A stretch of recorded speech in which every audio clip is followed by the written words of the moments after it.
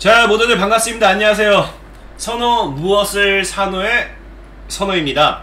자, 오늘은 여러분들에게 다가올 증시의 대폭등을 기대하시라는 의미에서 좀 방송을 시작해 보도록 할게요.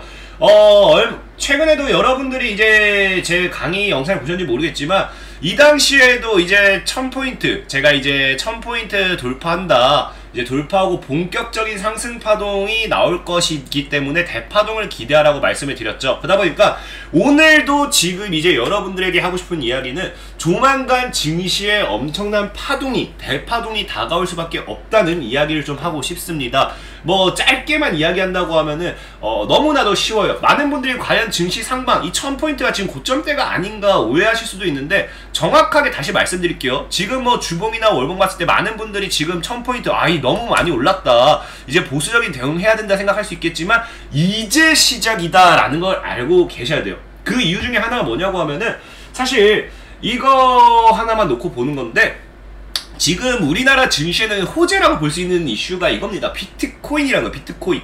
현재 비트코인이 지금 보면은 시장이 엄청나게 급락 나고 있죠. 최근에 7,500만원까지 올라갔던 게 이제 김치 프리미엄이 꺼지면서 뭐 꺼졌다고 아직 보기 어렵겠지만 5,700만원까지 지금 떨어지고 있는 상황. 대다수의 비트코인들이 고점 대비 마이너스 50%, 마이너스 60%의 급락을 만들었다라는 걸 여러분들이 일단 알고 가셔야 됩니다. 그러다 보니까 비트코인의 시장이 무너지고 있는데, 이것이 우리나라 증시에 왜 호재로 작용할 수밖에 없느냐, 이거를 놓고 보자는 거예요. 자, 일단은 중요한 게 증시란 것 자체, 증시를 따서 주식이라는 것 자체가 결국 수요와 공급입니다. 수요와 공급, 모든 이 시장 원리가 똑같아요. 어떤 것이 되었든지 공급보다는 수요가 많아야지만 뭘 할 수 있습니까? 가격이 상승할 수밖에 없습니다. 당연하게 물량이 부족하고 살려는 사람 많을수록 가격은 계속 올라가는 게 원래 이 어떠한 시장, 경쟁 시장에서의 원리라고 보시면 되는 거고요.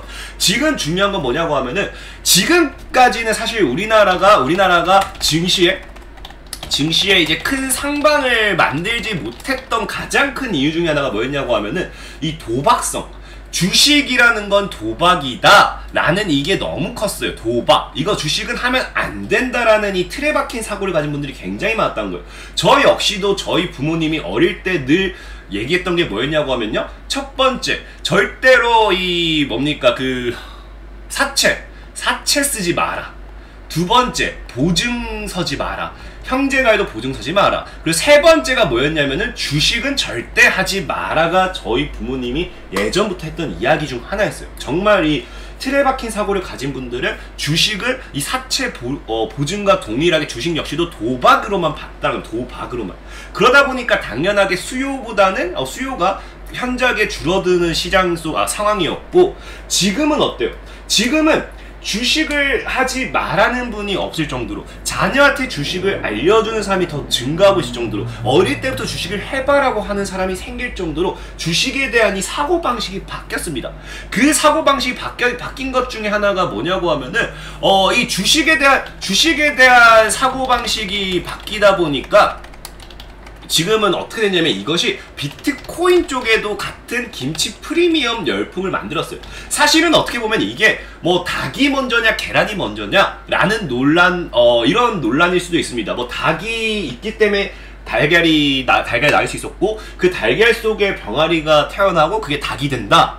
애초에 닭은 달걀이 있어야지만 거기서 병아리가 태어나고 그게 닭이 된다. 뭐 이런 논란이라 생각해요. 그래서 주식이 먼저냐 비트코인이 먼저냐 라는 논란을 사실 놓고 보는 거는 의미 없는 논쟁이라고 볼 수 있어요. 어찌됐든 중요한 건 뭐냐고 하면은, 지금 비트코인 자체도 어마어마하게 급등을 하다 보니까 10대조차도 지금 비트코인에 관심을 가지고 있습니다.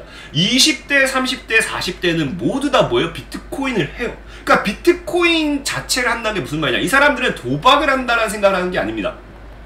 어떤 생각을 가지고 왔느냐, 무조건적으로 수익을 볼 것이다. 그리고 이 사람들은 도박이라는 개념이 아니라 투자를 한다라는 개념으로서 뭘 합니까? 비트코인을 하게 된 겁니다. 그럼 여기서 이제 여러분들이 알고 가셔야 될 게, 자, 이게 사실 주식도 그렇고요, 비트코인도 그렇고요, 무서운 게 뭐냐고 하면요, 돈을 벌어도 사람은 계속하게 되어 있어요. 돈을 벌어도 사람은 계속해야 됩니다. 근데 만약에 돈을 잃었을 때 사람들은 계속 하느냐 안 하느냐를 놓고 봤을 때 무조건적으로 계속 한다예요.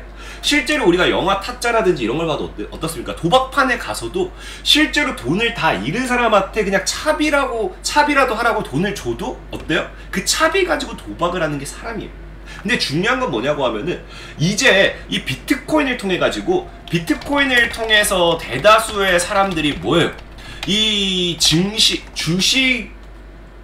주식과 비트코인과 이런 이 투자의 개념을 이제 투자의 개념을 몸속에 집어넣었습니다.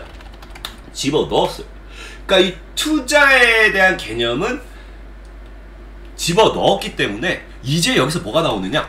무조건적으로 이 사람들은 앞으로 살아가면서 삶에 있어서 이제는 비트코인이 되었던지 주식이 되었던지 절대적으로 하지 않을 수가 없다라는 거예요. 근데 중요한 거는 잘 보세요. 지금 비트코인이 앞으로 하방으로 갈지 상방으로 갈지는 몰라요. 근데 과거의 비트코인이 이 2,500만원, 이 3,000만원 근방에 가서에서 급락이 나오면서 계속 하방을 잡았어요. 그럼 이 경험이 있기 때문에 이러한 경험이 있기 때문에 만약에 비트코인이 여기서 추가적으로 더 무너지기 시작한다. 그리고 지금 이제 우리나라에서 계속 비트코인 거래소를 규제하려고 해요. 지금 제재하려고 합니다. 지금도 최근에 비트코인이 급락 나온 이유 중에 하나 뭐냐고 하면 무슨 거래소 폐쇄와 관련된 말도 안 되는 이야기를 꺼내기 시작해요. 그럼 여기서 추가적인 급락이 나온다고 하면은 사람들은 실제로 비트코인이라는 데 있어서 부담감을 가질 수밖에 없어요. 부담감을 가질 수밖에 없고, 비트코인은 사실 진짜로 이게 뭐 투자라는 개념보다는 존버라는 개념이 더 크겠죠. 그러다 보니까 이제 어떻게 하느냐, 사람이 돈을 잃게 되면은 돈을 다시 벌고자, 원금을 회복하고자 더 무리를 하기 시작해요. 근데 비트코인 시장이 급락나고 있어요. 무너지기 시작해요. 그럼 사람들이 비트코인에 물을 타느냐, 추가 매수를 하느냐? 아니에요. 그럼 똑같은 똑같은 이 투자를 할 수 있는 곳에 찾아가게 됩니다. 그럼 결국 그게 뭐예요? 지금 비트코인 시장이 만약에 계속해서 무너지고 정부가 규제하면 규제할수록 사람들은 어쩔 수 없이 지금 투자는 해야 되고 돈은 벌어야 되고, 그럼 어쩔 수 없이 보따리 싸들고 오는 게 어디예요? 바로 증시라는 거예요. 이거를 지금 여러분 쉽게 설명하면요, 이런 걸로 비교하면 돼요. 최근에 이제 그 메이플 스토리라는 게임을 아시는 분들이 계실지 모르겠는데, 메이플 스토리가 이제 이 확률형 이 게임 이 도박성을 이제 이거 좀 조작을 많이 해가지고 이 여기 현질을 많이 했던 메이플 스토리에 대한 이 유저들이 화가 납니다. 화가 나고 이제 여기에서 게임을 못하겠다 해가지고 어디로 가느냐고 하면, 그 당시에 이제 해자라고 불렸던, 해자스럽다, 엄청난 이 해자스럽다는 의미죠. 불렸던 로스트 아크라는 게임이 있어요. 로스트 아크로 이 메이플 스토리 유저들이 대거 이동하게 돼요. 여기서 내가 현질할 바에 여기로 넘어가서 내가 하겠다라는 의미로, 뭐 어쨌든 그냥 뭐 다른 개념이겠지만 대거 이동해요. 그래서 메이플 스토리들이 이제 피난처로 간 것이 로스트 아크다라는 말이 있을 정도로 그 로스트 아크로 대거 이동을 하게 되고요. 여기서 유저가 급격하게 증가하면서 로스트 아크의 매출이라든지 실적이라든지 인기도가 급상승하게 되겠죠. 급상승했죠.